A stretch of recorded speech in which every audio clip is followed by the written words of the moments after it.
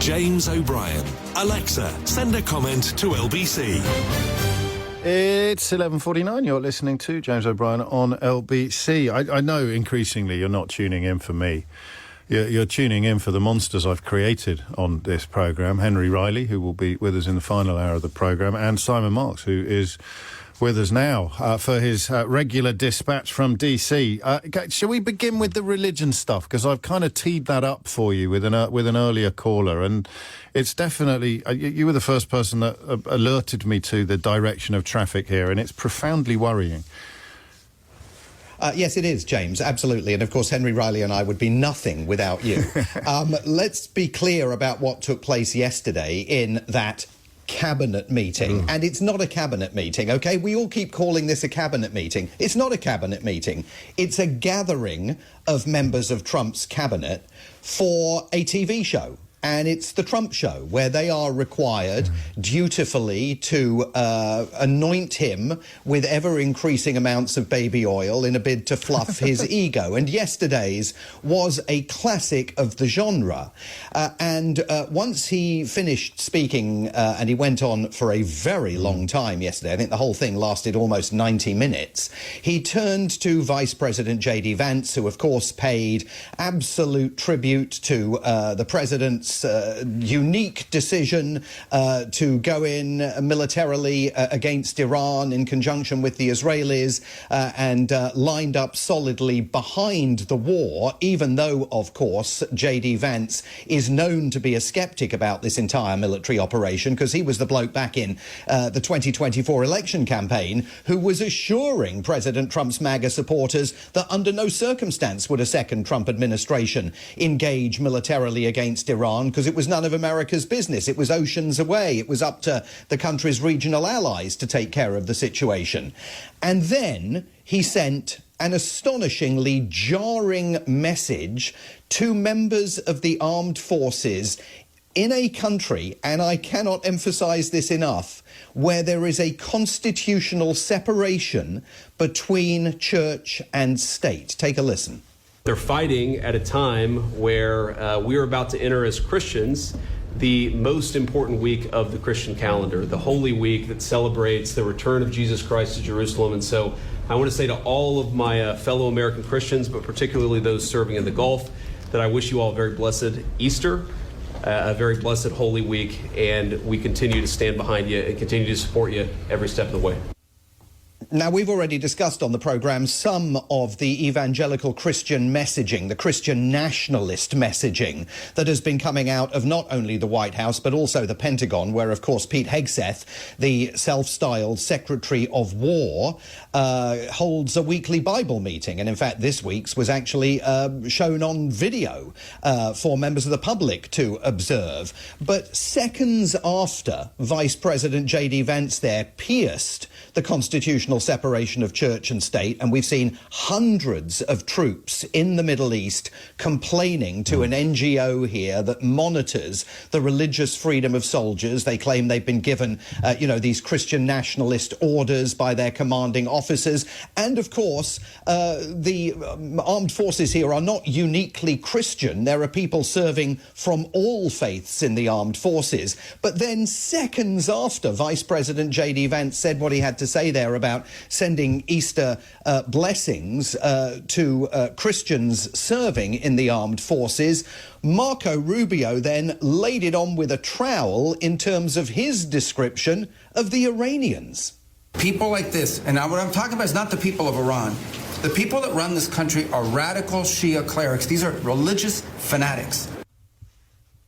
I mean, the notion that we are couching this in those terms, of course one can argue that the Shia clerics who run Iran are indeed religious fanatics, but the comparison and contrast of those comments with what Vance had said just moments earlier once again underscored that in the minds of many of the people prosecuting this war from the United States side, there is a real religious zeal that is driving a lot of this. I mean, there's an earlier caller cited Project 2025, which we haven't talked about for a while. This ethno-nationalist Christian right. All four of those words are relevant here, aren't they? All four constituent parts of that description. And the Christianity bit is creeping up on the outside lane at the moment, it feels.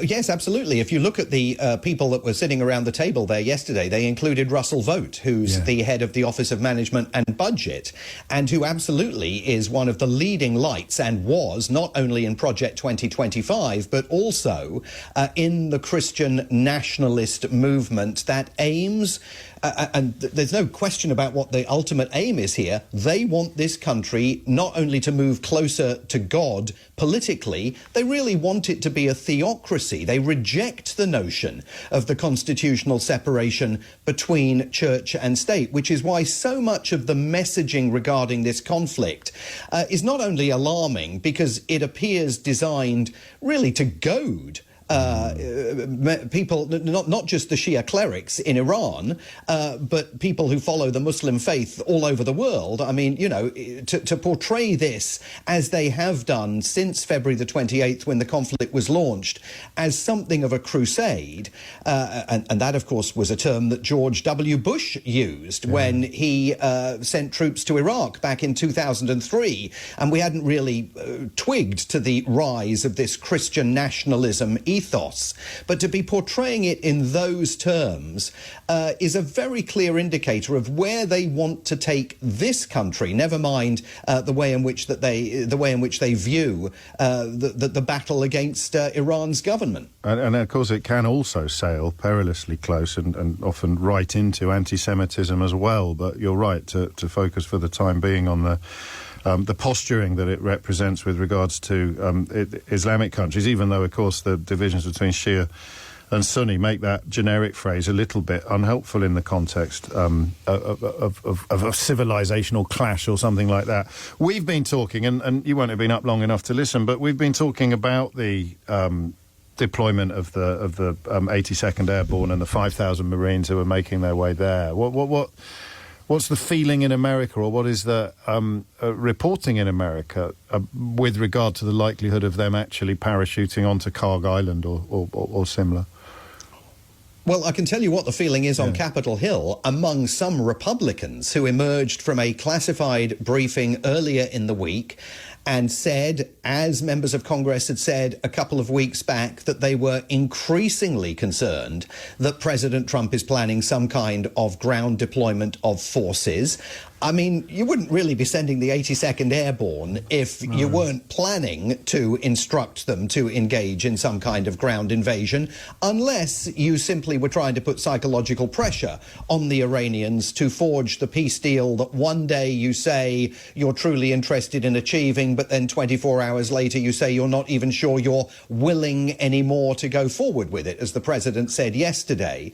I mean, there are two potential military operations here, both of them deeply hazardous, and neither of which the American public has been prepared for by the White House. One is what could be a military opportunity to try and take control of Carg Island, which would involve paratroops and others taking up positions on that island, which is the major port where 90% of Iran's oil is loaded onto tankers that then sail through the Strait of Hormuz.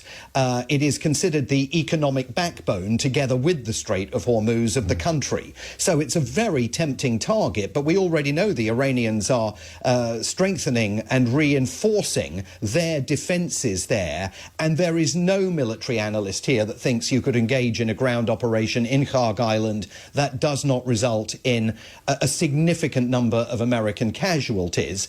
The other option that they may go after is using ground forces to try and recover Iran's stockpile of enriched uranium that we always must remind people is the very same stockpile of enriched uranium that President Trump claims he completely obliterated and destroyed last summer. That is now said to be dispersed around the country, even though at the time of Operation Midnight Hammer, the president insisted the Iranians had not been able in any fashion to squirrel their enriched uranium away, and it had all been taken care of by the military operation. Now suddenly there's the possibility of ground troops engaging in an effort to recover that. Again, very, very hazardous, and, you know, no chance of either of those operations happening without at least casualties and possibly American fatalities.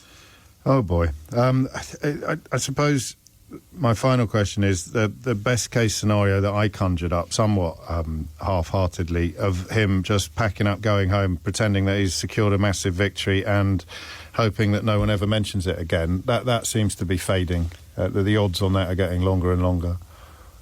I think it depends entirely on the day. Yeah. And if you look at what happened yesterday, there was a real clue to what influences his thinking. There was a lot of bravado in that cabinet meeting.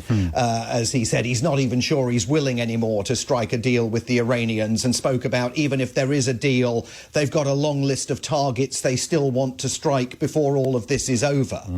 And then, as the clock ticked to 4 o'clock in the afternoon here, and the moment at which the financial markets up in New York were going to close for the day, in the minutes leading up to the close of the market, suddenly we got this Truth Social posting saying, I've decided to kick military action against the Iranian power plants down the road for another 10 days.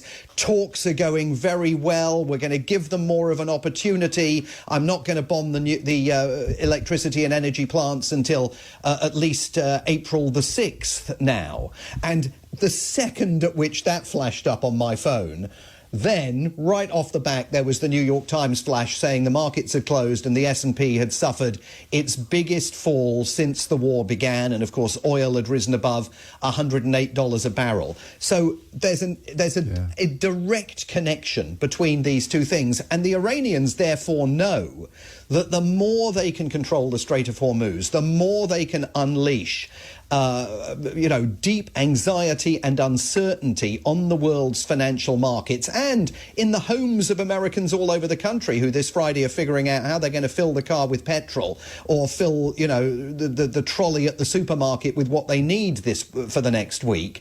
The Iranians know the more they can control that narrative, the more President Trump is constrained in what he ends up doing here. Simon, as ever, absolutely first-class analysis. Thank you. And I'm going to go out on a limb and predict that we'll speak next week. In the meantime, do have a wonderful weekend. It is 1 minute after 12. I'm saying that to Simon, not to you. We've got another hour. Don't you be going anywhere.